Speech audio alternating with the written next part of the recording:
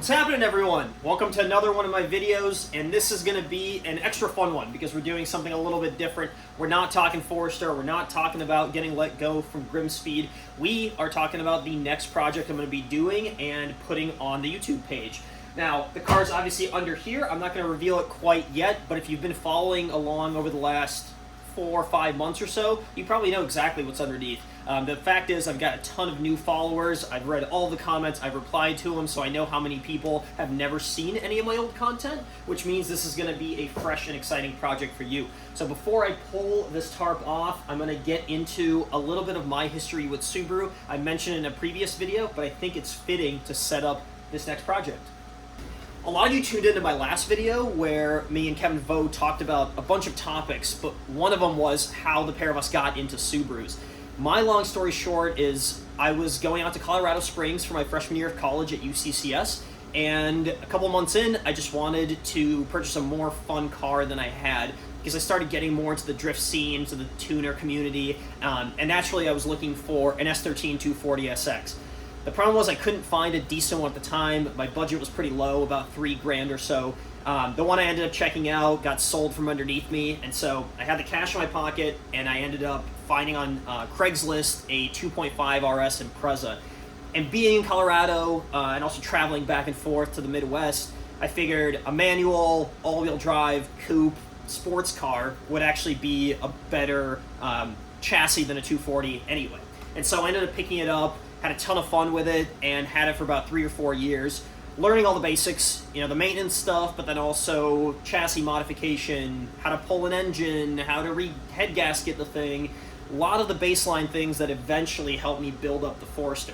Now, I'm by no means an automotive expert, but I think there's some proof that I've got the skills to be able to do at least moderate builds, right? The Forester has a lot put into it, and it all came from just working on that Impreza and then different cars down the line.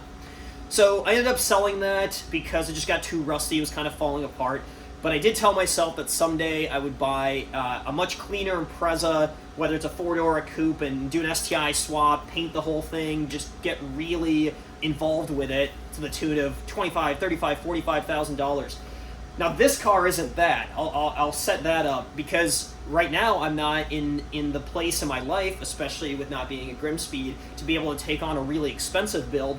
But also, I think that that's going to be when I have a larger space or maybe a shop or something where I have the capabilities to be able to paint myself, do all the welding myself. It's sort of a passion project more than a let's buy it and get it done quick. Now this is a combination of those two things. The car under here, a lot of you guys will be familiar with if you've been following either myself or Grimspeed over the last 4 months or so. This is a vehicle that I owned already and decided to use it as part of a shop build. And Grimspeed took it on, we started modifying it, the whole marketing team worked a long time on it, the 3 to 4 months, and we were hoping to finish it here in the next couple of weeks, but unfortunately with me being let go, that threw a huge wrench in the plan. The car's still mine, but it was stuck at the shop, it didn't have suspension on it, I didn't have the space to put it here at my house, my trailer was full of about 2 feet of snow, so the coordination and logistics were extremely tough, and that's what I've been dealing with over the last week or so, just trying to get this car back here, and it finally is. So I think without much further ado, especially if you're just starting to follow me and you don't know what this car is, I'm really excited to be able to reveal it to you. Ta-da! Now, this may not come as a surprise to people that have been following my content, although there was a lot of uncertainty on whether this car was actually going to get finished. For the new people following me, let me describe what it is, and then I'll walk around the car and give you a full breakdown on it. What you're looking at is a 1997 Impreza L Coupe, and you can see it's about halfway done. There's lots of panels that didn't come factory on this car, there's lots of holes and body filler and all sorts of things, but that's what makes it the perfect project. So let me tell you what it's all about, and then we'll actually get to the planning stages of what this car is going to become.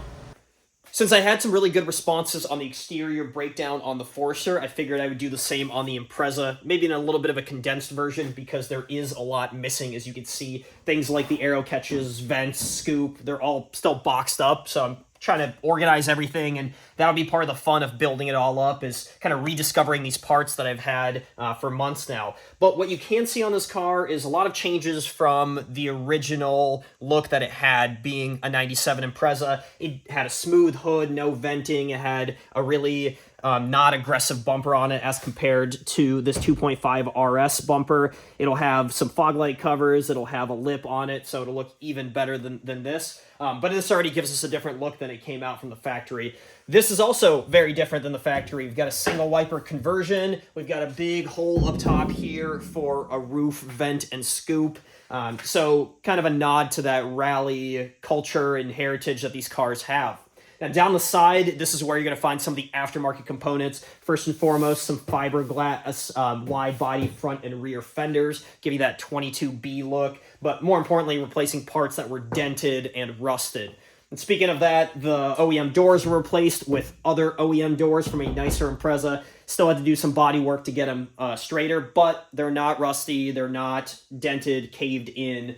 And then on the back of the car, these are off of different Imprezas as well. A wingless trunk that will eventually get a spoiler, a JDM rear bumper with spats. I will be putting rally armor mud flaps on, again completing that rally look. And that's what we're going for. We're going for a Colin McRae Winter Warrior car on a really low budget of about $5,000. And so it looks really rough now, but this thing does have a ton of potential. Admittedly, the suspension changes on this car aren't quite as exciting as on the Forester, but there is still a lot that was done under here. Really, all the OEM stuff was super crusty and on its way out, so it was replaced by things like these KYB struts, new calipers, stainless steel lines, white line sway bar, new pads and rotors, and these Faction Fab lug nuts and wheel spacers. And I'll show you the wheel setup eventually, but really the name of the game under here was staying under a certain price point and just refreshing everything and making it safe.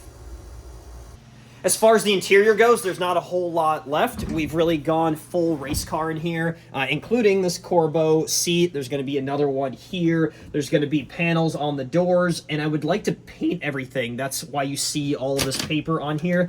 That's one of the last projects we were working on at Grimspeed, so I'm actually thinking it could be a good project to show in the next episode. And so I think I'm going to start by cleaning up this interior, doing the rest of the taping, getting that paint done, getting those panels on, the harness bar, the harnesses, the seats, and at least having a finished interior before we move our way out to the exterior that needs to get done, and the engine. And speaking of the engine, let's go take a look at that. Are you guys excited to see what's under here?